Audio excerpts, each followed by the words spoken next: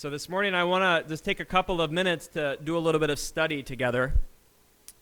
I want to dedicate our learning this morning to our soon-to-be wedding couple here, as well as another wedding couple who celebrates 29 years tomorrow, that is Rabbi Camrus and Carolyn Camrus. I don't know if I was supposed to announce that, but I did it anyways, so you can fire me after I finish teaching. So at least let me get through the teaching part, right? So I want to dedicate our learning this morning to everybody, and we'll say the bracha for learning Torah together. Baruch atah Adonai Eloheinu melech haolam asher kitshanu b'mitzvotav v'tzivanu lahasok b'divrei Torah. Praise you, God, King of the universe, who's given us this commandment of going to immerse ourselves in the words of Torah and swim in those words of Torah. So I won't lie to you, this past week has really been a challenging week, mainly because of daylight savings time. Now, I know that with daylight savings time come the fall, you're supposed to get that extra hour, and it's supposed to be rejuvenating and peaceful and all those other things, but I was a wreck all week. My sleeping pattern was miserable. I may or may not have attempted to fall asleep during a class. Sorry, Rabbi Camrus. But, alas, now that my body is a little bit more acclimated with the time adjustments and the fact that the seasons are changing everywhere outside of California, I found a little bit of comfort in a piece of text that we're going to learn together in just a few minutes. Rabbi Camrus said just a few moments ago that this morning's Torah reading, it's full of blessings. It's full of moments of joy. It's full of moments of challenge. It's full of excitement. If they were going to make a movie about one parasha, I think this parasha, the first Aliyah, is that movie. Between Jacob's dream, the stairway, the ladder to heaven, wrestling with an angel, all of these various pieces that we get this morning are worth it because of the power and the blessings of space.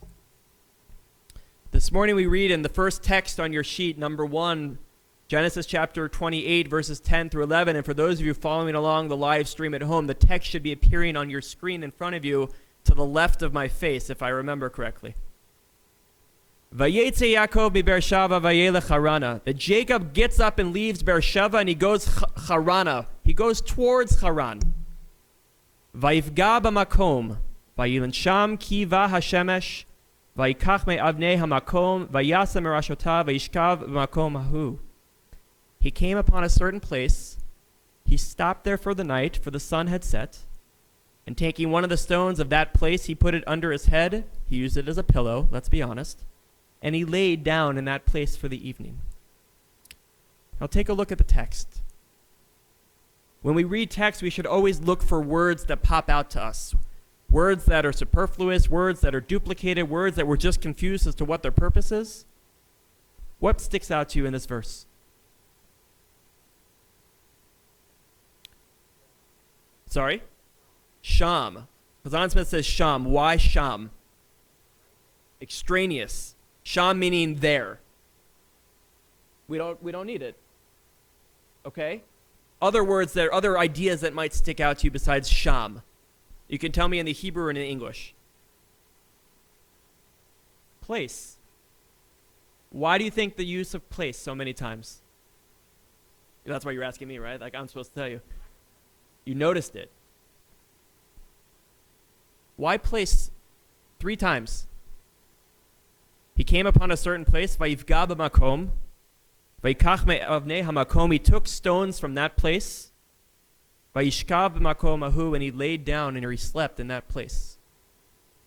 Why the use of the word place so many times? Lovely. Ofer says that makom, in addition to word meaning place in modern Hebrew, is also a name for God. How is God makom, Ofer? Great. So Ofer makes a point to say that we use hamakom in the traditional greeting that we provide to mourners after they've lost somebody. Hamakom yinachem echem. May God, as hamakom, give comfort to those people. Great. Other ideas as to hamakom being place, being God. Yes, Benzi.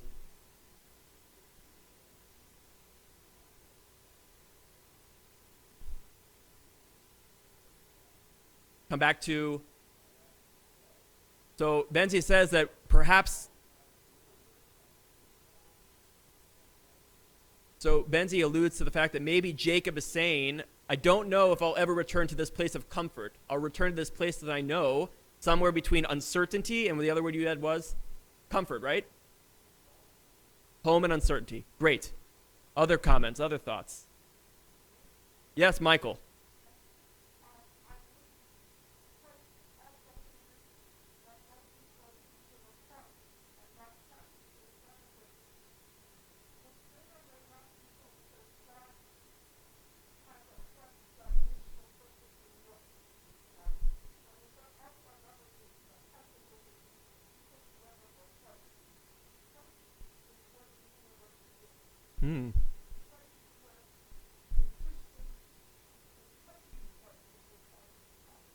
Right.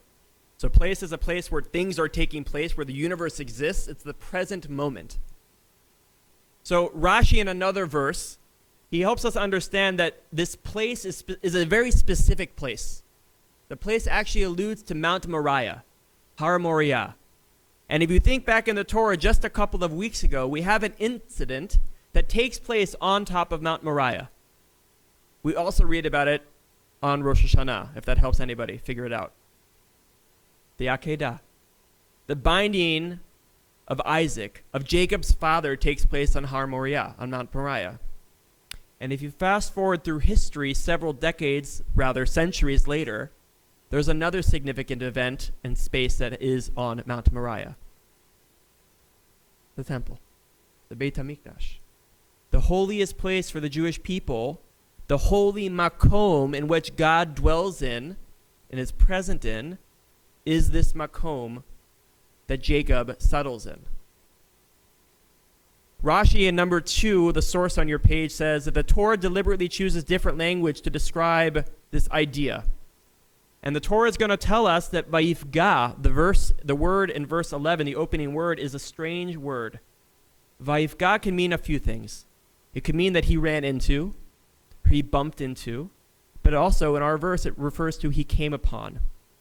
And Rashi says that what he came upon, it means that he prayed in order to teach that the land jumped before him, that the land moved from Mount Moriah of the Akedah, Mount Moriah of where Jacob was, to Mount Moriah of the future. All in a matter of time. Now, taking one step backwards, our rabbis teach us that the three patriarchs, Abraham, Jacob, and Isaac, were the ones who instituted the daily prayer service. Abraham, because he came first, instituted that of Shacharit. Isaac came second, so he instituted, therefore, Mincha, or afternoon service. And because Jacob comes to this place in the evening time, Vayifga b'makom, therefore, the rabbis deduce that he institutes the prayer service of Mariv, the evening service. But it's still a strange word, Vayifga. So, what do we do with it? Vayifga, again, I mentioned that he could mean that he ran into or he bumped into, and perhaps he ran into something in particular there, and he interacted with something. Who potentially could he have interacted with? And all of a sudden, in verse number 17, number 3 on your source sheets, shaken, he, Jacob, said, after he wakes up, how awesome is this place? This is none other than the abode of God, and that is the gateway to heaven. Ma norah hamakom hazeh. How amazing is the place that we're in right now. Why? Because what does Jacob interact with? What does Jacob encounter? Going back to verse number 11, the word that appears 3 times, the place or God. But there's this sudden sense of suddenness, that Jacob finds makom, this certain place, and it's an unexpected collision. Rashi helps us understand that Vayifga is hinting that Jacob's institution of the evening service, which we mentioned, but more importantly, that the land moved, right? And Jacob had to say, wow, this is amazing. This is pretty incredible. This is a miraculous event, seeing that one thing can move to another. Text number 4. Rashi once again comments and says, I say that Mount Moriah uprooted itself and came here. And then the holy temple came towards Jacob at Bethel. And that is what mean by he came upon the place, Vayifga b'makom. So now that we understand that there are references to a land that is miraculously jumping, this is not the only instance in which we see a transformation of a physical space, of a place.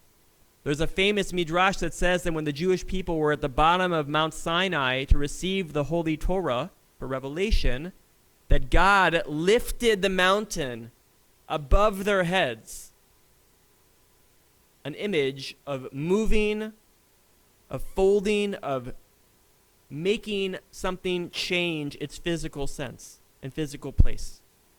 It's like an accordion. When you stretch out the accordion, it becomes nice and wide, and when you bring it back together, right, it compacts. And I remember the very first time I saw my dad's accordion when I was a kid.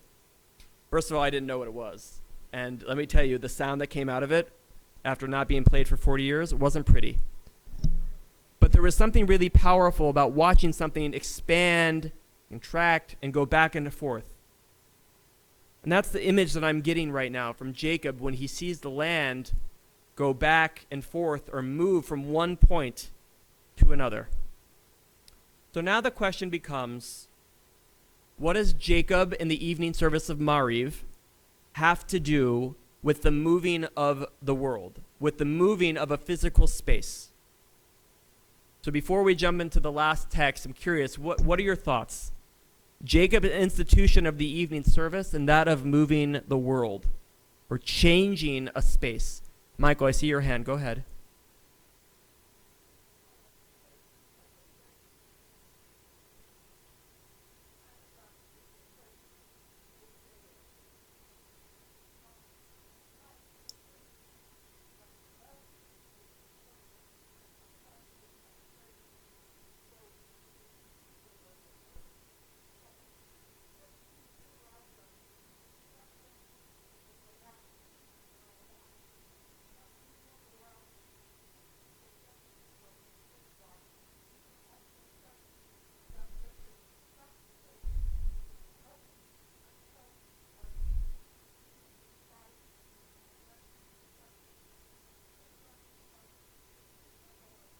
Okay. So Michael says that shape and phase share similar letters and that the world takes different phases of shape throughout its nature. You're welcome. Thank you. Other thoughts? The connection between the evening service and moving this mountain.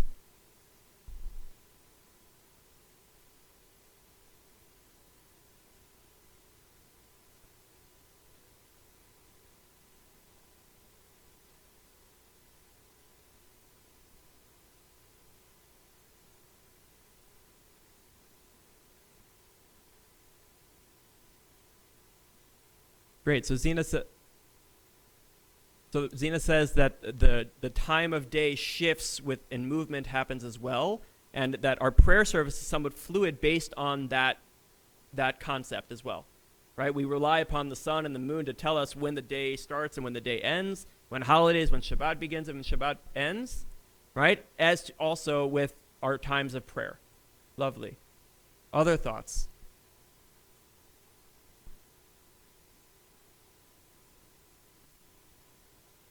Sorry, I didn't even see you, Leah. So let's move into the Sfat Emet, which is where they want to spend our time. The Sfat Emet, Rabbi Yehuda Aryeh Leib Alter from Poland, who lived from 1847 to 1904, a Hasidic master. Those of you who've been studying with Rabbi Karamis weekly in his Lunch and Learn have been spending time learning the Sfat Emet. And if you have ever learned the Sfat Emet, he's not an easy person to understand.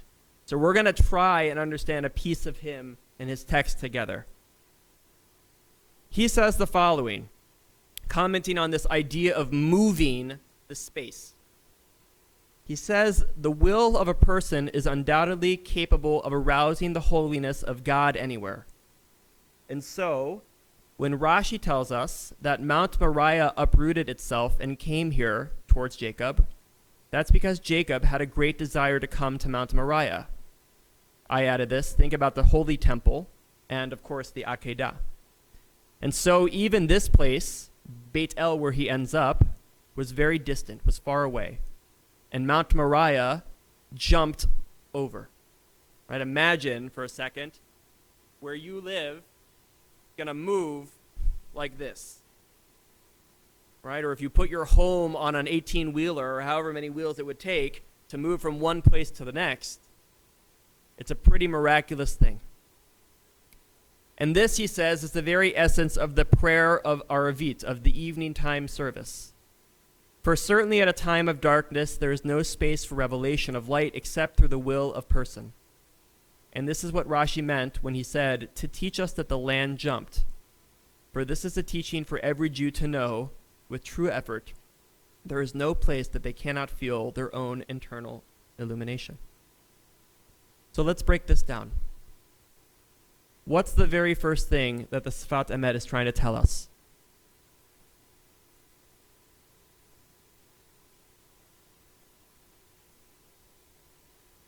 Michael, go ahead.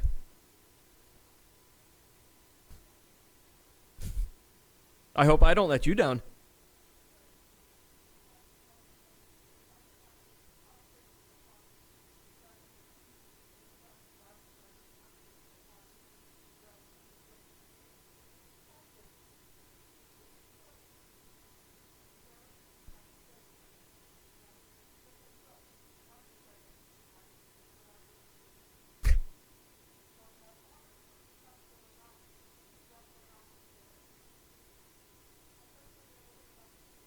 Mm-hmm.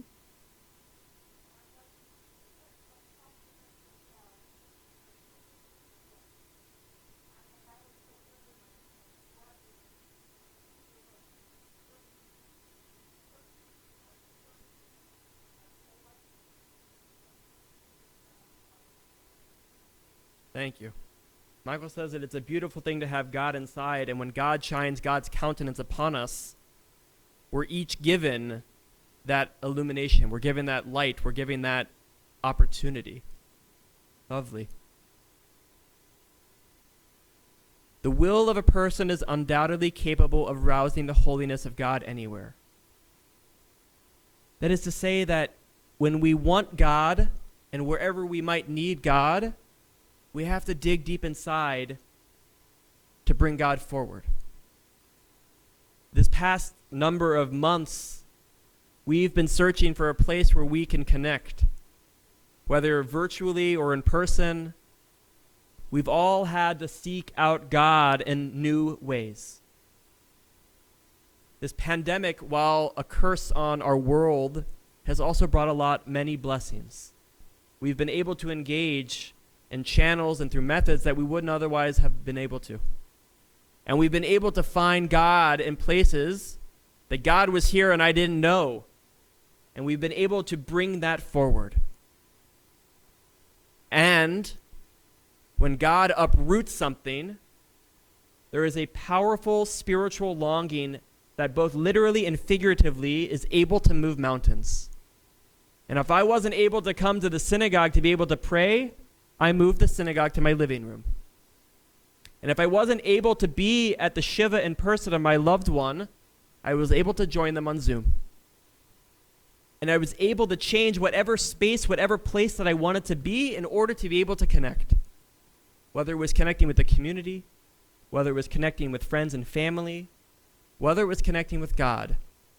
We all had that inner will inside of us and desire to be able to do it.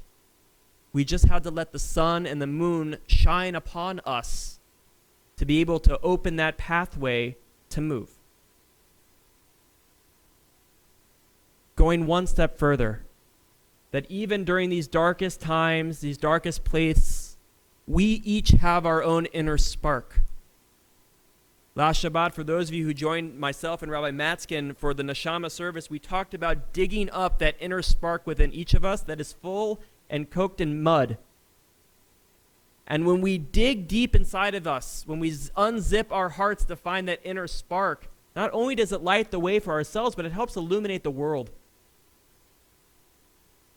And I really do believe that part of what the Sfat Emet is telling us is that we have that permission, but the hardest part is deciding when to actually act upon the permission of lighting the world. When it's actually allowing us to move that mountain whatever way we would like or need. Dark times demand human efforts. Just as the night requires us to light a fire, so too we must be spiritually proactive in order to sustain ourselves during these times of darkness. That when Jacob was lying there at night with his pillow as a rock, saying that I didn't know God was in this place, all he needed to do was see the lights. The physical lights of the moon and the stars, but also the light inside of himself. And finally, the spiritual sustenance, something that so many of us strive for. It emanates from our own spiritual will, which I mentioned we have to dig it up at times, be able to unearth it. But once we do, once our spiritual life and our spiritual will is present, we can move our own Mount Moriahs to our own doorstep. We can transform ourselves from a place of darkness, from a place of unknown, from a place where we didn't realize God was present, to a place full of opportunity, full of blessing, and full of illumination. Shabbat Shalom.